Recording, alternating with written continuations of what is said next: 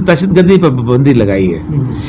इनका कोई दहशतगर्दी का आउटफिट ही नहीं है, किसी किस्म का कोई दहशत, मतलब याद है ना कि बंदूकें चलाते हों, जहादी तंजीम हो और कुछ का अगवा बराए तावान कर, तो कोई ऐसा काम नहीं है। जिस तरह के हंगामों की बात है, इस तरह के हंगामे पाकिस्तान में 10,000 दफा हो चुके हैं। जब बेनज़ीर पे हमला हुआ था, उसका हुआ था, अटैक हुआ था और उसको यहाँ से उसकी जान बाक हो गई थी, तो बेनज़ीर के बाद पाकिस्तान की पूरी इकॉनमी शल हो गई थी।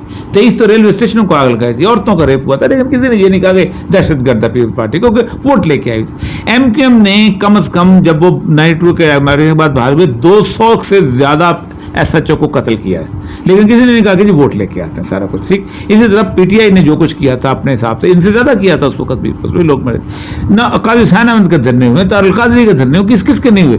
लेकिन पर्टिकुलरली दहशतगर्द की तंजीम का करने का बुनियादी मकसद सिर्फ यही है कि इसको ब्लेम करके नॉर्मल पॉलिटिक्स से बाहर निकालना है, कि ये आइंदा मजीद वोट की पॉलिटिक्स ना कर सके, और कोई मकसद नहीं है।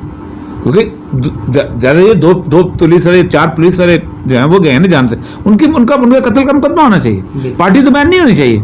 पार्टी बैन होने का एक ही मकसद है, और वो आलमी एजेंडा है, लोकल एजेंडा नहीं है, कि 2 काम नहीं अब हमने होने देने पूरी दुनिया में। अब जमहूरियत जो है उसमें खालस जो है ना मजहब का आंसर नहीं होगा, कोई मिक्स मैच में। अभी तालिबान के साथ झगड़ा क्या है?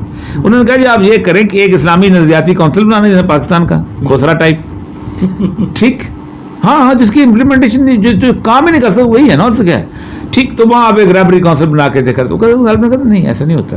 देखिए, तालिबान के फिनोमेना के बाद बहुत ज्यादा लोग घबरा गए थे। उसकी एक वजह है कि उन्होंने हमेशा से ये किया हुआ था कि सबसे पहले उन्होंने रेड आर्मी खत्म की।